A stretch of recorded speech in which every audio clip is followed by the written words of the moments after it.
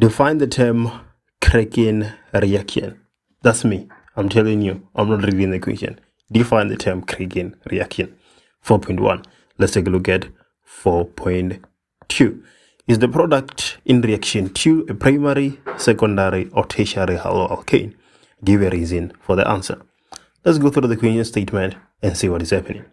So, reaction 1 is a cracking reaction, forming two organic compounds, W and T, as the only products. Okay, right. And then this is compound, this is a reaction 1, and then W and T are the products of the cracking reaction. Back to our question. In the production reaction, is the production reaction 2 a primary, secondary, or tertiary haloalkane? So let's go ahead and see that. So this is reaction 2, right? We can see the product in reaction 2 here. We are given the condensed structural formula. So if we just draw that in full, it should be easy to see that we have C, carbon, 1, 2, 3, followed by a carbon, 2 hydrogens, followed by another carbon with 2 hydrogens. And then the last carbon has 1, 2 hydrogens and Br, bromo, right? So this is clearly a primary haloalkane. This is clearly a primary haloalkane. So the answer here to 4.2, it is primary haloalkane. It is a primary haloalkane. And then we're supposed to give a reason for the answer. It is a primary haloalkane because the carbon bonded to the halogen is bonded to only one other carbon, right? One other carbon. Okay, so that means that it is a primary haloalkane because this carbon, which is bonded to the halogen, is bonded only to one other carbon. So that makes it primary. So if we had that Br there, okay, it will be a secondary because it is bonded to two other carbons. And then if we have that Br there at the top and we have a branch here, then it will be a tertiary because it will be bonded to 1, 2, 3. But in our case, we just have a primary haloalkane. The carbon bonded to the halogen is bonded to one other halogen. That is 4.2. 4.3.1, we are looking for the structural formula of compound W for 3 marks, right? So we are talking about cracking here. That is reaction 1. In our context, we only talk about cracking of alkanes. We only talk about cracking of alkanes. So we know that compound U is an alkane, right? And then take a look at this. After cracking, we have compound W, which is what we are essentially looking for here.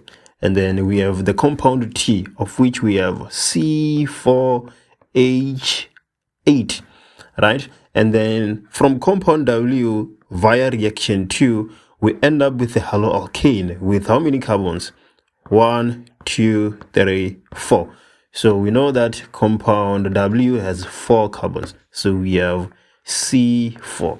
But how many hydrogens does it have? Let's take a look. We are seeing that compound U, of which these two products originate from, it is an alkane. It is an alkane.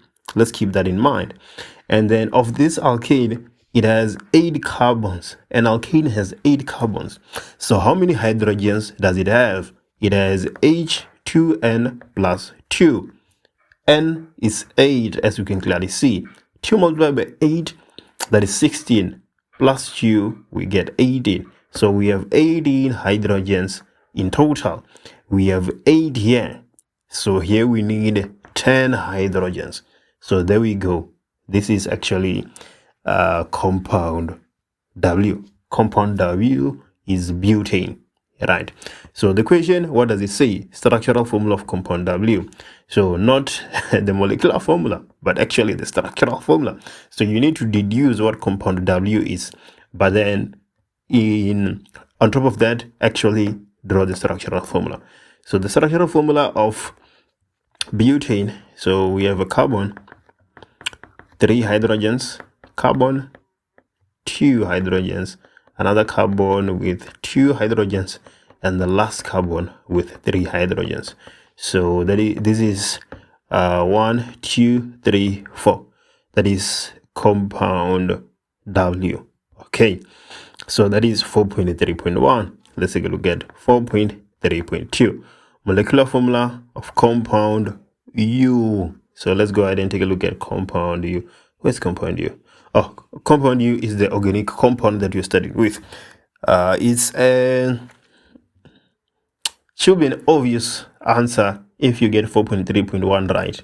So it should be impossible to get 4.3.2 wrong if you got 4.3.1 right, because how else are you supposed to get 4.3.2 without getting 4.3.1 right? But anyway, stories. 4.3.2, we said that it is C8H18. What does the question say? Molecular formula, right? So we can write it like that and leave it like that because the question is looking for the molecular formula. And then 4.4.1. Here we had to really think, right? We had to really think about this one. Let me show you why I'm saying that. Okay, so the name or formula of the inorganic reactant of reaction 2.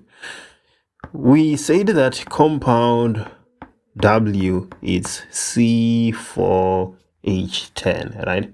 So we have, let me just write that nicely. C4H10. That is compound W. So compound W is an alkene, right? It is an alkene. Not an alkene, but an alkene. I'm sorry for that. Just a mistake. It's an alkene. And then we add something, and the product is a haloalkane. The product is a haloalkane. So clearly this is a substitution reaction. This is a substitution reaction that we have in front of us. But then how does that help us with the question? Let's read the question once more. The name or formula of the inorganic reactant that is needed. In our product, we have bromo, as we can clearly see here. So the inorganic reactant that we need for this reaction is actually Br2, right? So the question says the name or formula. So let's just write the formula. We can forget about everything else. That is the inorganic reactant that we need. And then 4.4.2, the type of reaction. Well, how do you get 4.4.1 right and get 4.4.2 wrong, right? The type of reaction that is that takes place here is substitution. Substitution. Yeah, why do we say so? We start with a saturated organic compound and we end up with a saturated organic compound. Something has been substituted. Nothing has been added or removed. 4.4.2. And then last question, is it? No, it's not. It's just the last question on this page. 4.4.3, we're looking for one reaction condition. So I'm going to leave this one for you. We have reaction 2 here.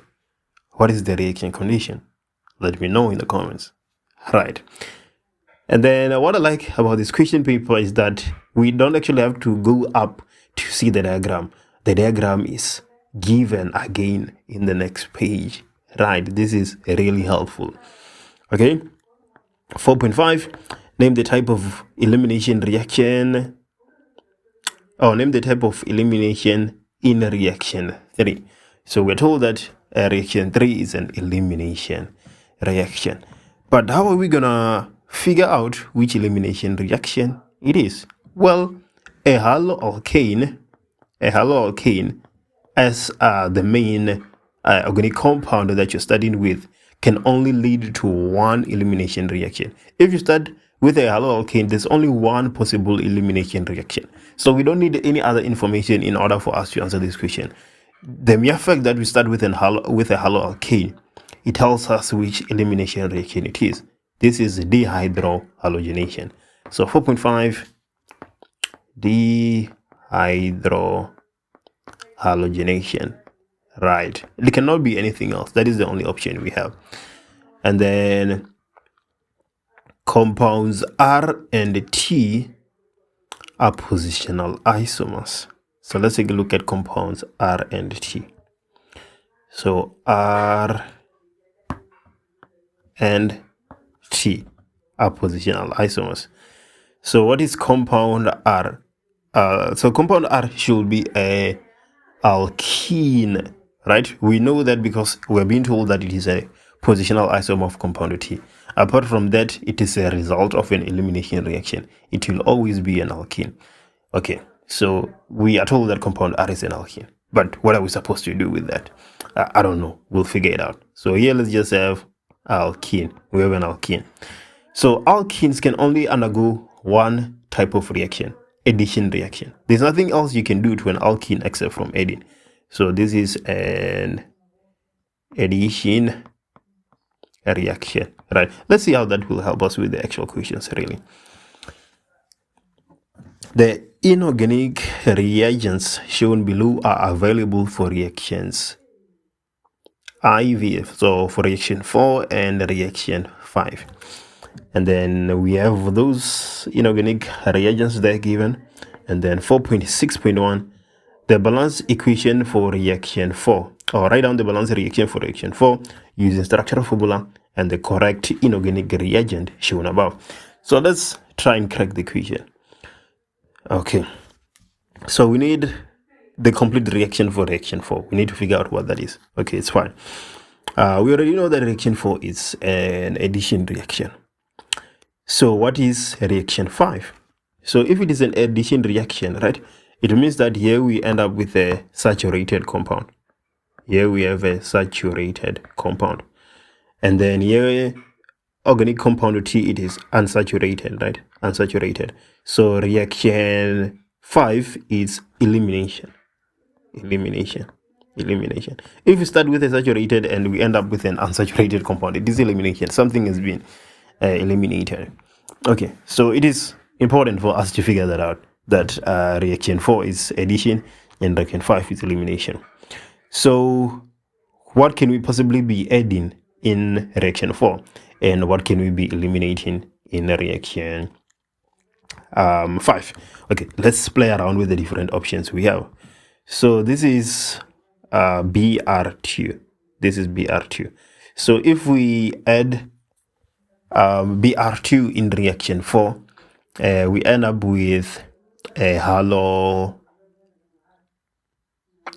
alkane, right, with 2 bromo, right, with 2 Br in the chain as branches, right? So how can we get rid of 2 Br in the branches? Well, H2SO4 is not going to work, NaOH is not going to work, HBr is obviously not going to work, H2 is not going to work. So if we add the BR2 there, we're going to have issues in that we cannot remove it with any of the other reagents. So BR2 is not playing a part here. It cannot help us. H2SO4, we should not be even thinking about H2SO4, right? I would be thinking about H2SO4 if we had a esterification of some sort, of which it will just be a catalyst either way. So I'm not even thinking about H2SO4, right? At this point, I'm not thinking about H2SO4. Right, and I'm not thinking about BR2. But what happens is that if I add HBr, okay, if I add HBr, I'm gonna end up with, let's say, 1, 2, 3, 4, and then I have Br somewhere there. So this will be compound S if I add HBr. But can I remove H and Br to end up with compound T with any of the other reagents that we have in the table? Yes, we can. And AOH, right? Because it is concentrated, so it can be an elimination reaction. So we need HBr here in reaction 4. And then here in reaction 5, we need NaOH. That would totally be fine. That would work. So the balance equation for reaction 4 using structural formula. So compound R, we have, let me erase this. So compound R, we have 1, 2, 3, 4, and then we have a double bond here, right? As a result of removing bromo and H from the compound that result from reaction 2. So hydrogen, we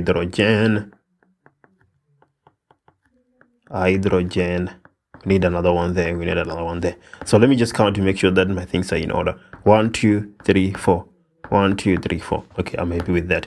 So that is organic compound R, and then we add HBr. Okay, when we add HBr, what are we gonna get? We're gonna get 1 2 3 4 5. So hydrogen. Now we need to use Markovnikov's rule. To determine where the hydrogen is gonna go and where the bromine is gonna go.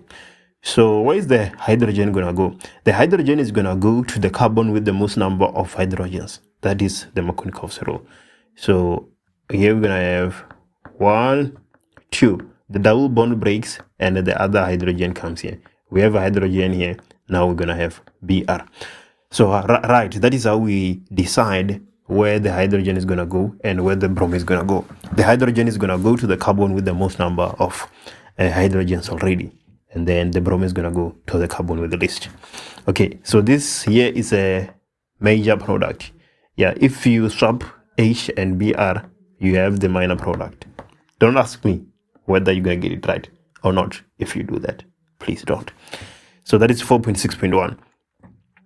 4.6.2, the balance equation for reaction 5 using structural formula and the correct reagent shown above. So for reaction 5, it means that we have to start with this compound in reaction 5 because that is the product of reaction 4. So in reaction 5, we start with, let me just copy the organic compound and proceed from there.